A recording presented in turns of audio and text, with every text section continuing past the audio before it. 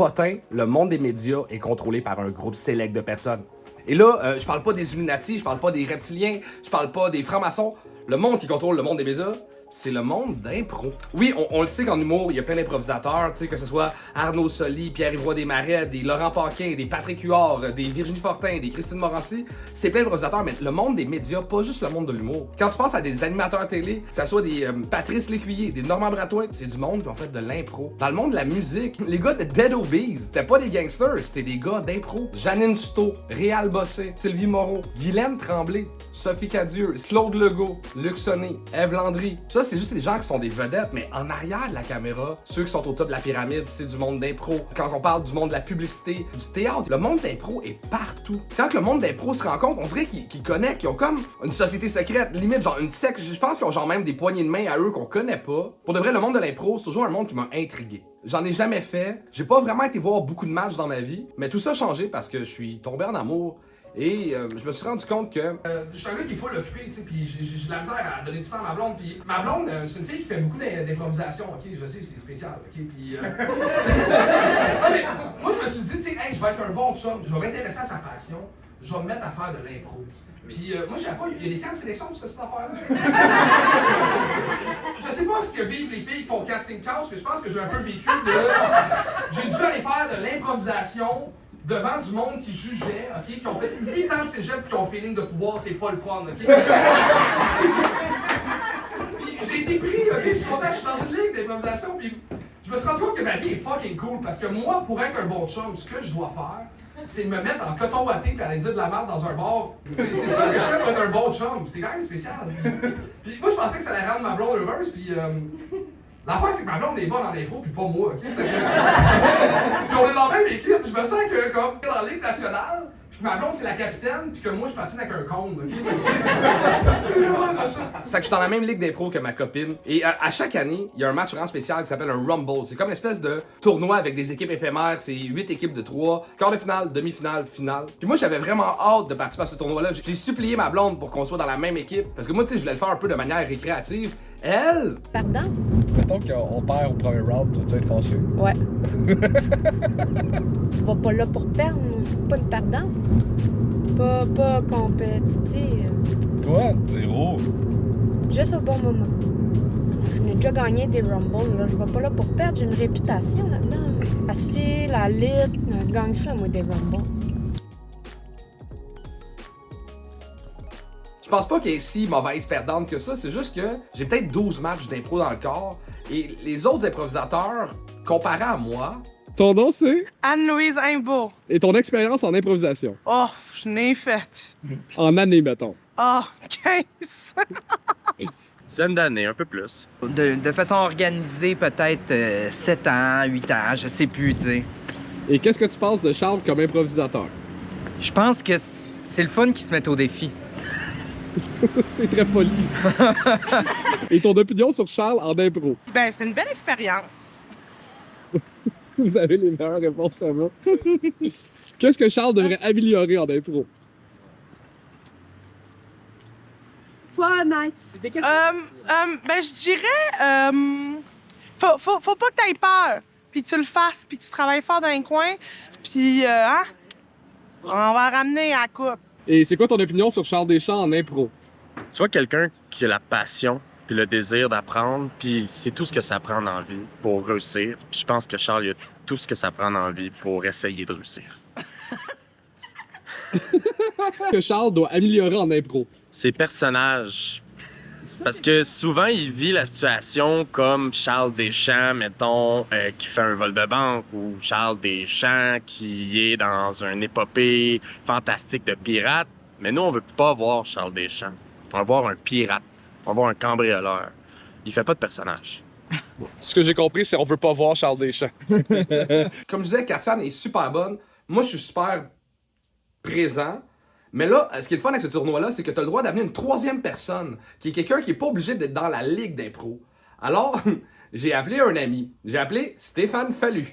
Stéphane, c'est un humoriste que tout le monde connaît. On le connaît peut-être un peu moins comme improvisateur. Stéphane, c'est un gars qui fait de l'impro pendant des années et des années. Il a fait des tournois en Europe, il a parti des ligues, il a fait 1 million d'affaires et c'est un excellent joueur d'impro. Ça va comme nous aider à ben, m'aider à avoir l'air moins cave. Ben, en fait, je vais avoir l'air cave parce qu'ils sont bons, ça va aider l'équipe, ça va me nuire à moi. Bref, merci Stéphane d'embarquer là-dedans. Stéphane, honnêtement, c'est le meilleur gars au monde. Le fait d'être au Patriote, ça me stresse parce que le Patriote, c'est un bar qui a un historique de soirée du monde. Je pense que leur soirée du monde est dans les plus vieilles à Montréal. Fait que c'est bizarre pour moi de remonter sur la scène où je suis habitué d'avoir des jokes écrites, que je suis en contrôle. Là, je suis zéro en contrôle. C'est vraiment stressant pour moi d'aller faire de l'impro là-bas. Le Patriote, c'est un bar dans Hochelaga et la propriétaire Chantal, que tout le monde aime dans le milieu. Salut Chantal! Le rire de Chantal est un des rires les plus contagieux au monde. Et Chantal collectionne tous les articles qu'il y a dans les journaux par rapport à l'humour. S'il y a un article sur toi, un jour en humour, il est dans la loge. Les quarts de finale commencent dans pas long, je suis vraiment stressé, je suis vraiment nerveux. Mais tu sais, Katiane et Stéphane sont super cool, ils essaient de me mettre en confiance. Pour passer à la demi-finale, il faut gagner 3 impros sur 5. C'est le public qui vote à chaque fois avec le point ou la main. La première impro, je suis dans ma tête, j'arrive pas à vivre le moment, puis c'est ça le but de l'impro, c'est qu'il faut que tu vives le moment présent, il faut que tu sois spontané, c'est ça qui rend l'affaire drôle. Si dans ta tête à chercher des jokes, il s'est déjà passé 1000 affaires, il est trop tard pour placer ta joke. Qu'est-ce qu'il y a qui est tombé dessus? Non, c'est quelqu'un, peut-être quelqu'un de mon passé. C'est moi, Marc du passé. Non, pas lui. La deuxième impro, ça va mieux, troisième impro, mais on est contre une des meilleures équipes dès le début. Impossible, elle s'est fait enlever les horaires après. Ben ouais. Okay. Et de justesse. Max, Côté, Fanny, Giguère et Deschamps! On gagne. J'ai le feeling de tricher, d'amener Stéphane, mais on est en demi-finale. Et pour la demi-finale, c'est un 2 de 3. Première impro, je vais pas, tu sais, parce que ça fait pas de sens que je sois dans cette impro-là. On la gagne. Deuxième impro, je fais un mort. Ouais, tiens, il faisait du stand-up. Et on a gagné. Fait que la seule raison pourquoi on est en finale, c'est que j'ai pas parlé en demi-finale. On est en finale, c'est n'importe quoi. Je sais que c'est grâce à Katiane puis grâce à Fallu. Honnêtement, autant que j'ai du fun à être sur scène, à dire des niaiseries avec eux autres, que j'ai plus de fun à être assis puis les regarder jouer. Ils ont une spontanéité qui est tellement magnifique à voir. Ils ont de l'expérience puis c'est magique de voir un bon joueur d'impro. Il est comme en contrôle dans quelque chose qui est incontrôlable, qui est le moment présent. La finale se passe comme dans un film, tu sais, c'est 1-0 pour nous autres, 2-1 pour nous autres. Puis là, je me dis, ok, c'est 2-1, on a une avance. Il faut juste gagner la troisième impro parce que c'est un 3 de 5. Je me dis, Charles, pogne le lead. Ça va être comme dans les films où le underdog amène à la victoire, tu sais, puis... La semaine prochaine, ça va être 2 ans qu'on est ensemble. J'ai pas de bague en ce moment. Et je sais que tu rêves de te marier dans la vie. Puis je vais profiter de cette finale-là pour dire qu'on se mariera jamais. C'est ça ton idée de caucus de génie? Ouais. Je pensais de te l'annoncer devant du monde, ça empêcherait que tu te fasses. Ouais, je sais. Je pensais que l'idée de la fausse demande en mariage qui annonce à Katiane que je veux pas me marier dans la vie, je trouvais ça drôle.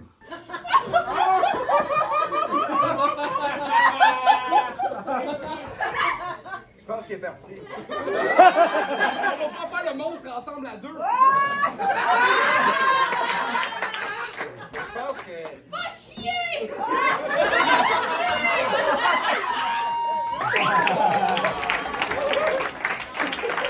On n'a pas gagné le point. 2-2, il reste une impro et on a perdu. Mais pour le vrai, malgré tout, je pense, j'ai pas eu l'air tant que ça d'un cave. Puis une chance que Stéphane puis Katiane étaient là, on se serait jamais rendu en finale.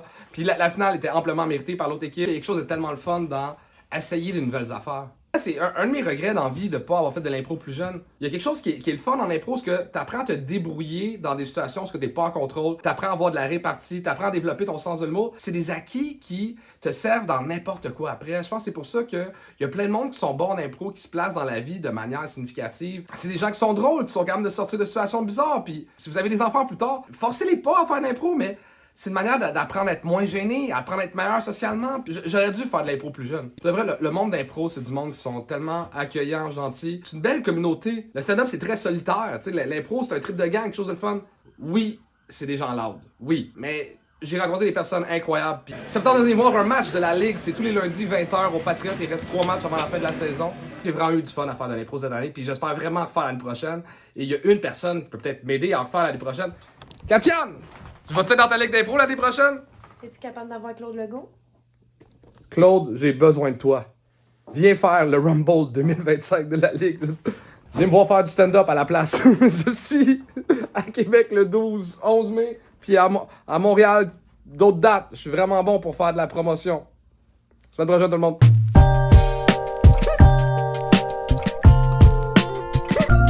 Pour le vrai, j'ai vraiment eu du fun à faire l'intro cette année, puis j'espère... Assis, Monique. Assis.